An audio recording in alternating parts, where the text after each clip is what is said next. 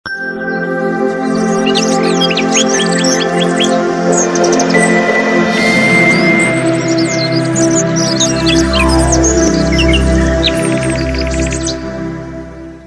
அருள்நாதர் இயேசு கிறிஸ்துவின் இனிதான நாமத்தில் உங்களுக்கு அன்பின் வாழ்த்துக்கள். என் அன்புக்குரியவர்களே, தேவாதி தேவன் மற்றும் ஒரு புதிய நாளை அவர் நமக்கு காண செய்திருக்கிறார்.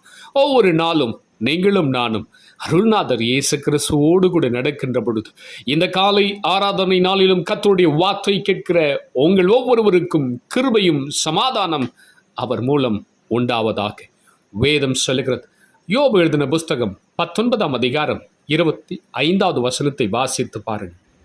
யோபு சொல்கிறார், என் மீட்பர் உயிரோடு கூட இருக்கிறார் என்றும் அவர் கடைசி நாளில் பூமியின் மேல் நிற்பார் என்றும் நான் அறிந்திருக்கிறேன் என்று சொல்லி அவர் சொல்கிறார்.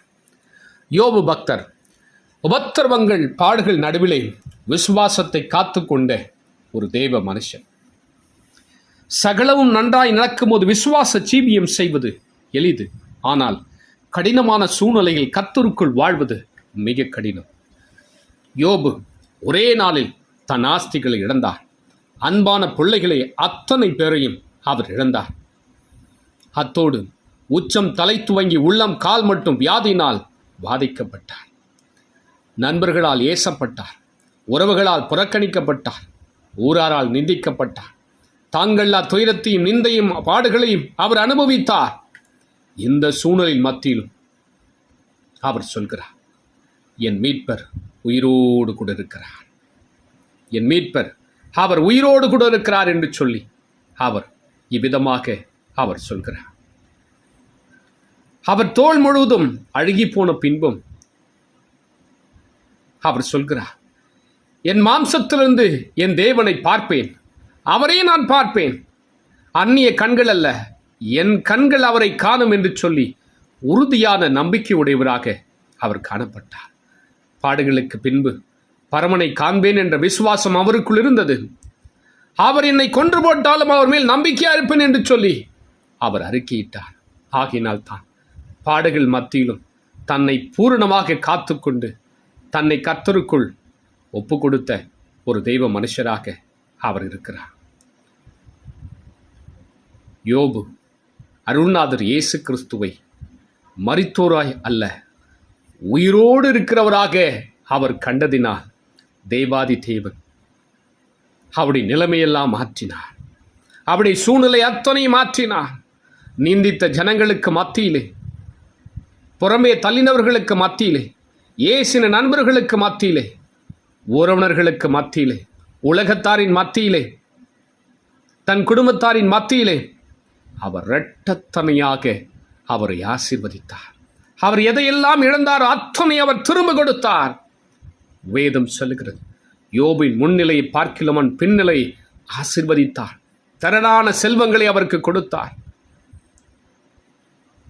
அதுபோல என் அன்புக்குரியவர்களே, உங்கள் வாழ்க்கையிலும் துயரங்கள், நிந்தைகள், கஷ்டங்கள், பாடுகள், வேதனைகள், அவமானங்கள்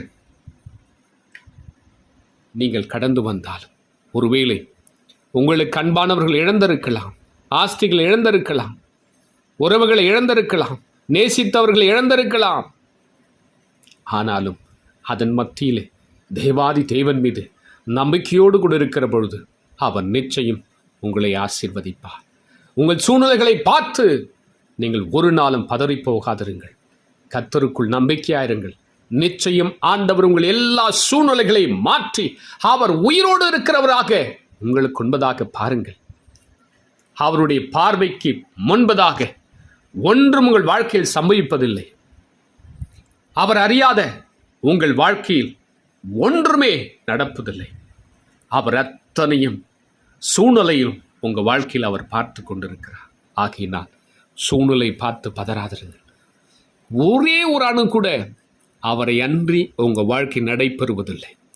சூழ்நிலை மத்தியில் என் தேவாதி தேவன் அவர் உயிரோடு கூட இருக்கிறார், என் சூழ்நிலைகளை மாற்றுவார் என்ற ஒரு நம்பிக்கையோடு கூட இருங்கள். கர்த்தர் உங்கள் சூழ்நிலை மாற்றி உங்களை ஆசீர்வதித்து கனப்படுத்துவார். இந்த காலை ஆராதனையில் அப்படிப்பட்ட ஒரு நம்பிக்கையோடு கூட ஆண்டவருடைய சமூகத்தில் உங்களை ஒப்புக் கொடுங்க. கர்த்தர் உங்கள் சூழ்நிலை மாற்றி இரட்டத்தனையாய் உங்களை ஆசீர்வதிப்பார். ஜெபிக்கலாமா? பரிசுத்தமுள்ள என் பரமபிதாவே, இந்த மகிமையானது நேரத்திற்காக உமக்கு ஸ்தோத்திரம். இந்த ஆராதனை நாளில் நம்முடைய வார்த்தைகளை கேட்கிற ஒவ்வொரு பிள்ளைகள் ஆண்டவரே, ஒருவேளை சூழ்நிலைகள் தலைகீழாக உடைய வாழ்க்கை நடந்து கொண்டிருக்கலாம். ஆண்டவரே, உடைய பிள்ளைகளுடைய வாழ்க்கையில் இருக்கிற அத்தனை சூழ்நிலைகளை மாற்றி உயிருள்ள தேவன் உடைய பிள்ளைகள் மத்தியில் உலாவிக் கொண்டிருக்கிறவராக நம்பிக்கையோடு உம்முடைய சமூகத்தில் காத்திருக்க உம்முடைய பிள்ளைகளை பலப்படுத்த வேண்டுமா நான் ஜெபிக்கிறேன். ஆண்டவரே, உம்மை ஸ்தோத்திரிக்கிறோம். யோபு சொன்னது போல என் மீட்பர் உயிரோடு கூட இருக்கிறார், அவர் கடைசி நாளில் வருவார். அந்நிய கண்கள் அல்ல, என் சொந்த கண்களினாலே நான் அவரை காணுவேன் என்று சொன்னது போல மீட்பர் உயிரோடு கூட இருக்கிறார் என்று சொல்லி ஆண்டவரே, உம்முடைய பிள்ளைகள் நம்பிக்கையோடு கூட உம்மை பார்க்க உதவி செய்யுங்க. சூழ்நிலைகள் அத்தனை மாற்றி உம்முடைய பிள்ளைகளை ஆசீர்வதிப்பதற்காக ஸ்தோத்திரம். எல்லா விதத்திலும் உம்முடைய பிள்ளைகளை கனப்படுத்தி ஆசீர்வதிப்பதற்காக நன்றி. உம்முடைய பிள்ளைகள் என்னென்ன காரியங்கள் இழந்திருக்கிறார்கள் அவை திரும்ப கொடுத்து உம்முடைய பிள்ளைகளை ஆசீர்வதித்து கனப்படுத்தும். இன்றைக்கு தேசம் முழுதும் நடக்கிற ஒவ்வொரு ஆராதனைகளிலும் உம்முடைய நாமம் உயர்த்தப்படுவதாக. தாழ்த்துகிற இந்த வார்த்தை கேட்டு ஒவ்வொரு பிள்ளைகளுடைய ஆவி, ஆத்மா, சரீரம் ஆளுகைக்கு ஒப்புக்கொடுக்கிற இயேசு கிறிஸ்துவின் மூலம் வேண்டிக் கொள்கிறேன் பிதாவே. ஆமேன், ஆமேன். என் அன்புக்குரியவர்களே, என் மீட்பர் உயிரோடு கூட இருக்கிறார் என்று சொல்லி யோபுவை போல நம்பிக்கையோடு இருங்கள். கர்த்தர் உங்கள் சூழ்நிலைகளை மாற்றி சகல விதத்தில் உங்களை ஆசீர்வதிப்பார். God bless you.